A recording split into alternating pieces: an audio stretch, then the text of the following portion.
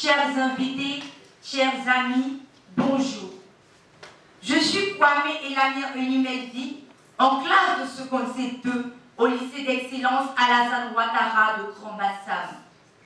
Je me tiens devant vous pour vous entretenir sur le thème « Le coronavirus, symptômes, méthodes de prévention et nouveaux modes de vie ». Les crises sanitaires avec leur lot de désolation ont toujours marqué l'histoire de l'humanité.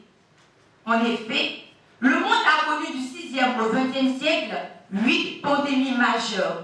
Il s'agit de la peste de Justinien, de la peste noire, de la fièvre jaune, du choléra, de la grippe espagnole, de la grippe asiatique, de la grippe de Hong Kong et du sida.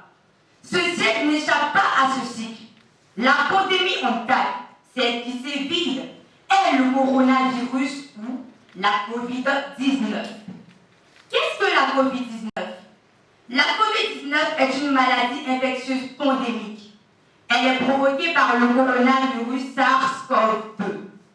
Cette maladie apparaît pour la première fois dans la ville de Wuhan, en Chine centrale, puis se propage dans le reste du monde entier.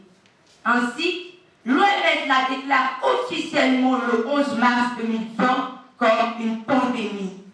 Aussi, faut-il mieux la cerner dans ses symptômes, ses méthodes de prévention et son impact sur notre mode de vie. La Covid-19 se manifeste par plusieurs signes qu'on peut regrouper en 3 catégories. D'abord, les symptômes les moins fréquents, que sont les courbatures, les maux de gorge, la diarrhée, la conjonctivite, une éruption cutanée, la perte de l'odorat et du goût, la décoloration des doigts ou des orteils. Ensuite, les symptômes fréquents, à savoir la fièvre, la toux sèche et la fatigue. Enfin, les symptômes graves à travers les difficultés respiratoires ou essoufflement, l'association de pression ou de douleur à la poitrine, la perte de l'élocution ou de la motricité. À ce jour, il n'existe toujours pas de vaccin pour traiter la maladie. Il serait donc impérieux de la prévenir à travers des méthodes idoines, car un adage le dit, mieux vaut prévenir que guérir. Alors, ces méthodes, que sont-elles?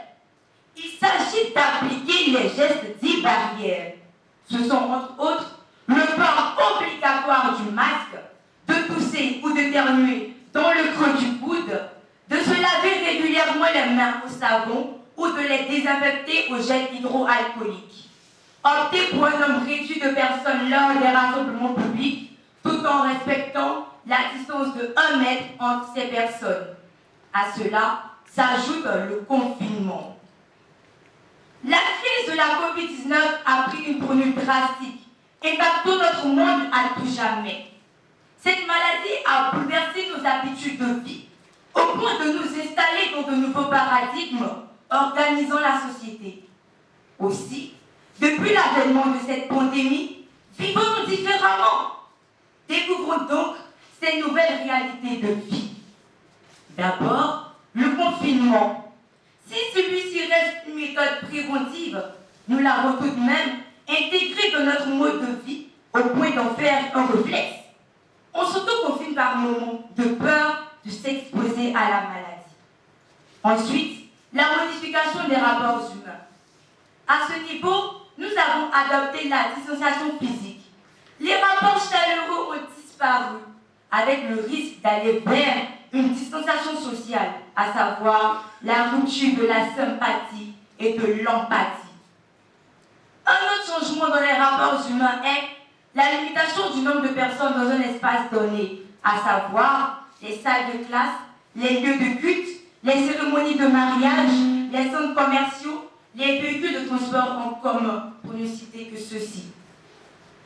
De plus, nous avons adhéré à une nouvelle gestion de nos activités, telles que le télétravail, le téléenseignement, la vidéoconférence, pour s'en tenir à ces exemples. Par ailleurs, à notre mode de vie, nous avons aussi intégré le dispositif du lavage des mains que nous pouvons retrouver un peu partout dans notre environnement. Il en est de même pour le gel hydroalcoolique que nous portons systématiquement sur soi. Cette crise ayant impacté notre économie, elle est en berne, avec pour effet de limiter les ressources financières, nous poussant à mener une vie parcimonieuse. Nous allons à l'essentiel, au nécessaire.